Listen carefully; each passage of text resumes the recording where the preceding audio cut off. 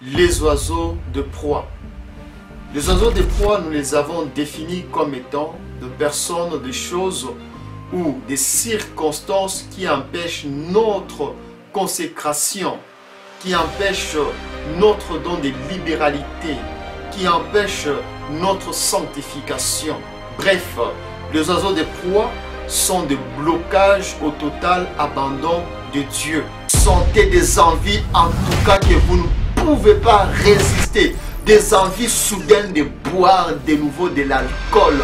Des envies soudaines d'aller encore commettre l'adultère, d'aller commettre l'infidélité. Des envies soudaines de voler.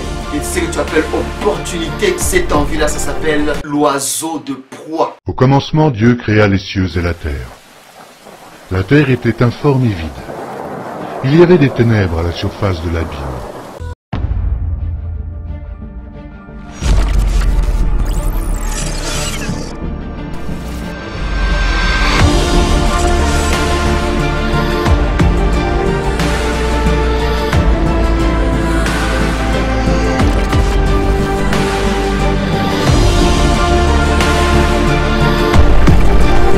Bonsoir peuple de Dieu, nous vous saluons au nom de Jésus-Christ de Nazareth. Ce soir nous avons un nouveau thème qui s'intitule les oiseaux de proie. Les oiseaux de proie, nous les avons définis comme étant de personnes, de choses ou des circonstances qui empêchent notre consécration, qui empêchent notre don de libéralité, qui empêchent notre sanctification. Les oiseaux de proie. Bref, les oiseaux de proie sont des blocages au total abandon de Dieu. Là déjà, nous allons directement donner notre verset dans lequel nous avons tiré notre thème qui s'intitule les oiseaux de proie. Nous avons tiré notre thème dans Genèse chapitre 15, le verset 9 à 11. Nous lisons au nom de Jésus-Christ. Et l'Éternel lui dit, prends une génisse de 3 ans, une chèvre de 3 ans, un bélier de 3 ans, une tourterelle et une jeune colombe. Abraham prit tous ces animaux, les coupa par le milieu et mit chaque morceau l'un vis-à-vis de l'autre. Mais il ne partagea point les oiseaux. Les oiseaux de proie s'abattirent sur les cadavres et Abraham les chassa. Alléluia. Ça, c'est le verset qui nous a servi pour notre thème. Pour la petite histoire, Abraham, lorsque Dieu lui a demandé dans Genèse 15, 9 à 11 de lui offrir une génisse de 3 ans, une chèvre de 3 ans, ainsi de suite. C'était suite à une guerre qu'il avait livrée au roi Kedor Laomer et sa suite. Il s'agit de ce roi-là qui a attaqué Sodome et Gomorrhe ainsi que les villes des environs. Lorsqu'il a attaqué Sodome et Gomorrhe, il a pillé Sodome et Gomorrhe, alors que dans Sodome, il y avait le neveu d'Abraham qui était là-bas avec sa famille. Et lorsque le roi Kedor Laomer a pris les richesses de Lot ainsi que Lot et sa famille, alors Abraham a pris cela. Lorsqu'il a pris cela, il est parti vite combattre le roi Kedor Laomer. Lorsqu'il est arrivé, il a gagné ce combat avec ses serviteurs, avec ses domestiques, et il est rentré avec une très grande victoire. Alléluia. Et dans cette victoire, il a récupéré le butin que ce gens-là avaient, c'est-à-dire il a récupéré les richesses de l'autre. Il a récupéré même les richesses de la ville de Sodome et Gomorrhe. Gloire à Dieu. C'est ça un peu pour la petite histoire. C'est la raison pour laquelle après la rentrée de ce combat où il a été victorieux, il a été vraiment victorieux. Alors l'Éternel Dieu qui a été avec lui dans ce combat-là, si Abraham, lui avec ses serviteurs, ses domestiques, a battu des rois comme Kédor, Laomer, alors c'est Dieu qui était avec Abraham. C'est Dieu qui était avec ses serviteurs-là, qui n'étaient pas des soldats. Abraham a battu Kédor, Laomer, alors qu'il n'avait pas des soldats, il avait des domestiques, il avait de gardiens des troupeaux. Alors que le roi Kédorlaomer a frappé toutes les 5 villes environnantes de Sodome et Gomorrhe, alors que Sodome n'a pas pu se tenir debout devant le roi Kédorlaomer. Avec ses soldats bien formés, il n'a pas pu. Mais Abraham, avec ses serviteurs, ce gardien des troupeaux, il est allé à la poursuite du roi Kédorlaomer. Il a réussi à reprendre les richesses qui appartenaient à son neveu, ainsi que son neveu et toute sa famille entière. Gloire à Dieu. C'est pourquoi Dieu a dit à Abraham de lui offrir des holocaustes. Alléluia. Alors nous poursuivons.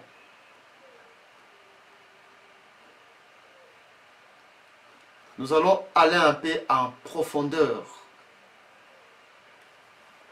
Lorsque Dieu dit à Abraham, prends une génisse de 3 ans, une chèvre de 3 ans, un bélier de 3 ans, une tourterelle de 3 ans, Dieu connaissait qu'est-ce qu'Abraham avait.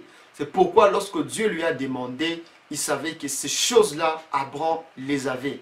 Et Dieu a demandé à Abraham de lui donner tout ce qu'il avait. Quand vous entendez parler d'Abraham, c'est-à-dire que pendant ce temps-là, Abraham, il n'était pas encore Abraham comme le père de la foi. Il était Abraham le pécheur. Abraham, c'est lui qui n'avait pas encore rencontré Dieu, qui avait peut-être rencontré Dieu, mais pas être changé par Dieu. Lorsque Dieu l'a changé, il a commencé, il lui a donné un autre nom, ce n'était plus Abraham, c'est maintenant Abraham. Mais lorsque Dieu a été avec Abraham, lorsqu'il est parti combattre le roi Kédorlaomer, Abraham n'était pas vraiment un homme comme Dieu le souhaitait. Dieu, lorsqu'il a eu à changer Abraham, il lui a donné un nouveau nom que nous appelons Abraham. Alléluia, qui est le père de la foi.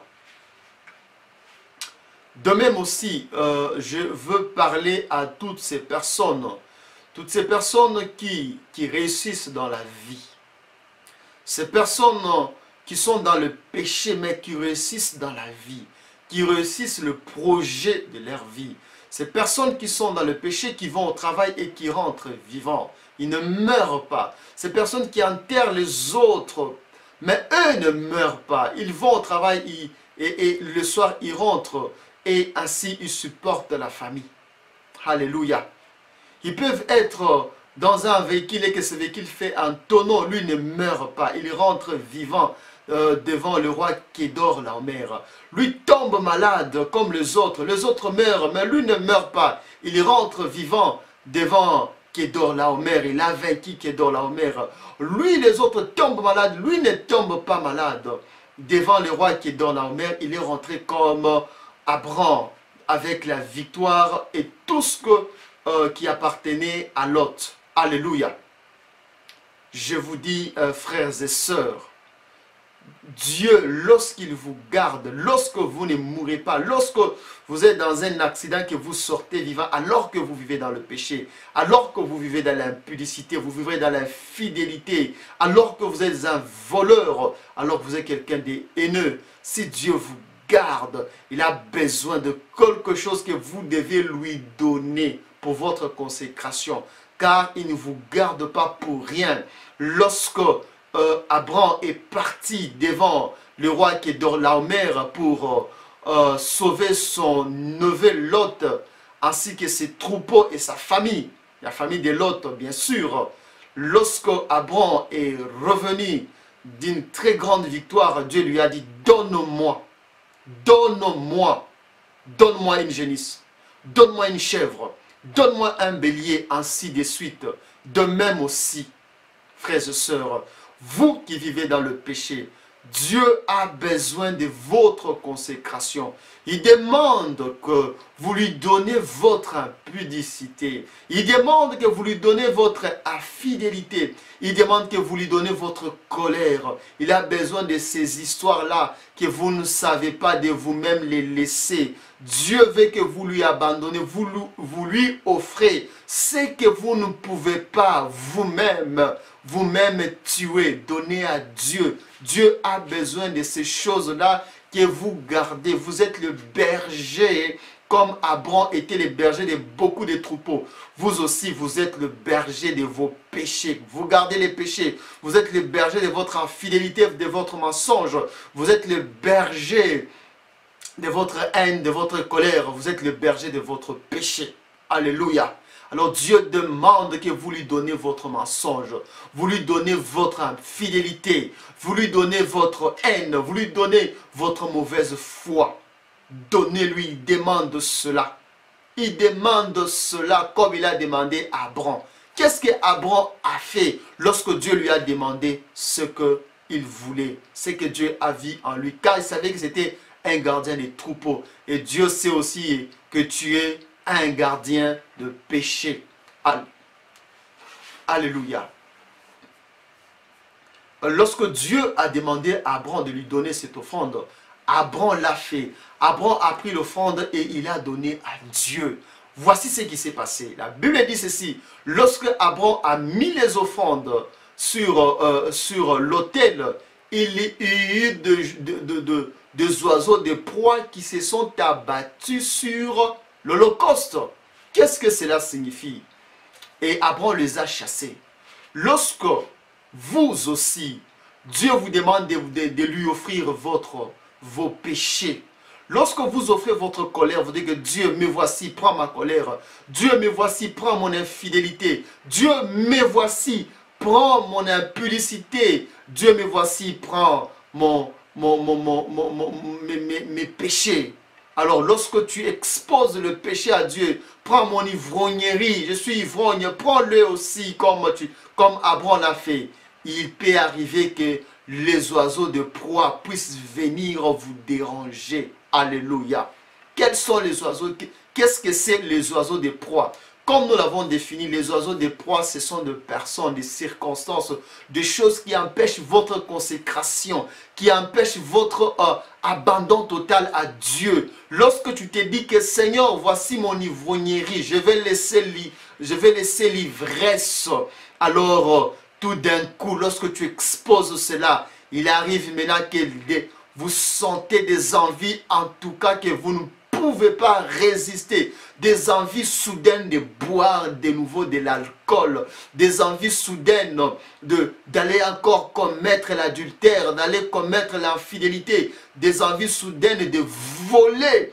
Et lorsque vous dites, Seigneur, je suis un voleur, prends mon sale caractère de vol, c'est alors que tu vas te trouver dans les circonstances selon lesquelles tu es devant vraiment quelque chose de très important que tu as toujours demandé à Dieu. Tu te trouves devant une somme d'argent tellement colossale. Quand tu regardes la somme d'argent, tu dis qu'en tout cas ma vie va changer, celle de mes enfants. Je vais ouvrir même une entreprise.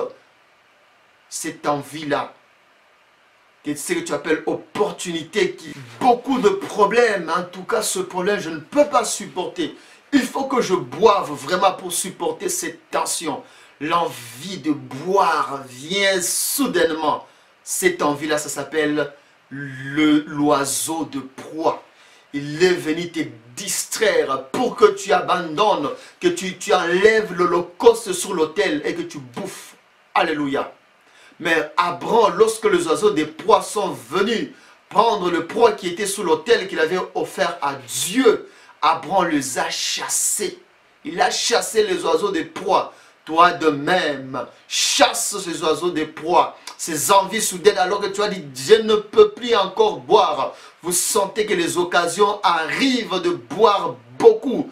Vous vous dites que j'abandonne vraiment l'infidélité. Là, il vous arrive que vous rencontrez la femme la plus belle que vous n'avez jamais rencontrée de votre vie. Celle-là, quand vous la voyez, vous sentez que non, si je m'approchais, elle peut accepter facilement. Vous sentez qu'elle te regarde. Elle est déjà conquise de loin par toi, par ton charme. C'est l'oiseau de proie. Parce que tu as abandonné l'infidélité et on t'envoie l'oiseau de proie. Pourquoi? Pour que tu puisses enlever l'holocauste que tu as mis sur l'autel, que tu as offert à Dieu, ton impudicité, tu as offert à Dieu ton infidélité. L'oiseau de proie vient, une femme très belle qui se présente devant toi. Quand tu la regardes, tu dis que je l'ai déjà conquis, mais pourquoi je peux laisser passer une telle occasion? L'oiseau de proie, il faut chasser. Alléluia. Alléluia. Je voudrais ce soir que vous compreniez cela, que les oiseaux de proie sont tellement nombreux dans notre vie. Il peut arriver que nous avons un projet, vous avez un projet. Dans ce projet, il vous faut vraiment une discipline totale. Il faut garder l'argent, il faut garder petit à petit l'argent. Et lorsque vous gardez l'argent et que vous arrivez à 90% de votre budget afin de réaliser les projets, les oiseaux de proie arrivent, des situations selon lesquelles tu dois dépenser. L'oiseau de proie, alléluia. L'oiseau de proie est dans différentes situations, dans différents moments. Il y a des situations qu'on appelle aussi des oiseaux de proie qui font assez que lorsque tu as ton argent, que cet argent tu l'utilises abusivement. Tu as ton salaire, tu dis que ça, je veux faire ça, tu as déjà tracé ton programme. L'oiseau de proie arrive, une maladie subite, gagne toute la maison entière et tu bousilles tout. L'oiseau de proie. L'oiseau de proie se trouve dans beaucoup de choses, dans beaucoup de choses que nous sommes en train de vivre dans cette vie sur terre. Les oiseaux de proie sont nombreux, mais il faut les chasser. Il faut chasser les oiseaux de proie. Veuillez m'excuser. Lorsque Abraham a chassé les oiseaux de proie, voici ce que dit la Bible quand vous continuez avec la lecture. À un moment donné, au coucher du soleil, lorsqu'il a mis l'holocauste au coucher du soleil, enfin, il y a eu ce qu'on appelle une frayeur en Abraham. Une très grande frayeur lui est arrivée et il faisait noir. Il faisait noir pendant ce moment-là. Mais pendant qu'il faisait noir, la Bible dit ceci, Abraham s'est endormi, il a fermé les yeux. Toi aussi, lorsque tu sens que pendant que tu es en train de te consacrer à Dieu, pendant que tu abandonnes tes péchés à Dieu, tu sens que c'est le moment arrive même des péchés. Tu sens des envies qui dépassent même ce que tu as déjà senti par le passé. Ces envies-là dépassent vraiment. Fermez les yeux. Fermer les yeux, c'est faire confiance à Dieu. Fermer les yeux, c'est faire confiance à Dieu. Et lorsque Abraham a fermé les yeux, Dieu lui a parlé.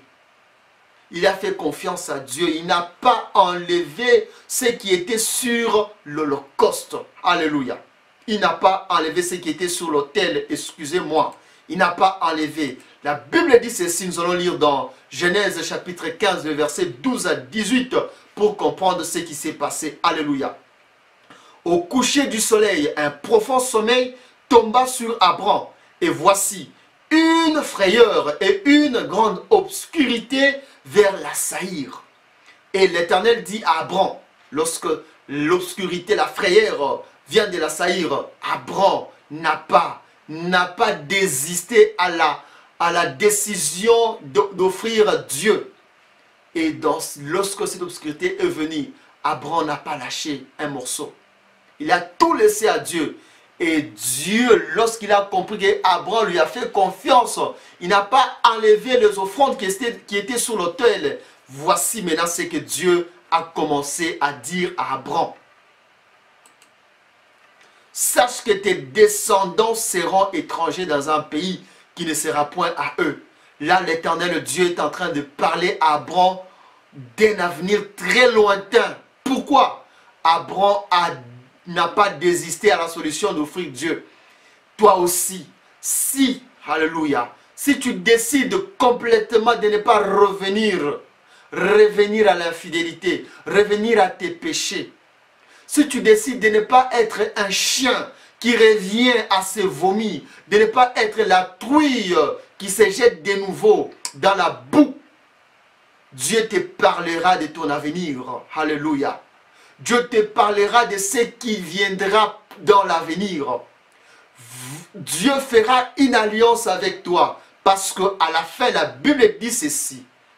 En ces jours-là, l'Éternel fit alliance avec Abraham et dit, je te donne ce pays à ta postérité depuis le fleuve d'Égypte jusqu'au grand fleuve, au fleuve d'Euphrate. Dieu a fait alliance avec Abraham et lui a même béni, lui a donné une postérité, alors qu'Abraham était un homme qui n'avait point d'enfant. Alléluia. Mais Dieu, lorsque Abraham a accepté d'offrir à Dieu, Dieu lui a dit son avenir. Et lui a dit encore, tu auras une postérité. Je te donne ce pays à ta postérité. Depuis le fleuve d'Égypte jusqu'au grand fleuve, au fleuve d'Euphrate. Ça, c'est la bénédiction de celui-là qui chasse les oiseaux de proie. Chassez les oiseaux de proie dans votre consécration. La consécration, consacrez-vous à Dieu. Dieu veut que tu te consacres à lui entièrement. Si tu te consacres à Dieu de manière partielle, Dieu ne te parlera pas de ce qui va venir par l'avenir. Dieu ne fera pas alliance avec toi. Ferme les yeux, même quand ça fait mal. Ferme les yeux, fais confiance à Dieu. Le feu descendra, va brûler tes péchés.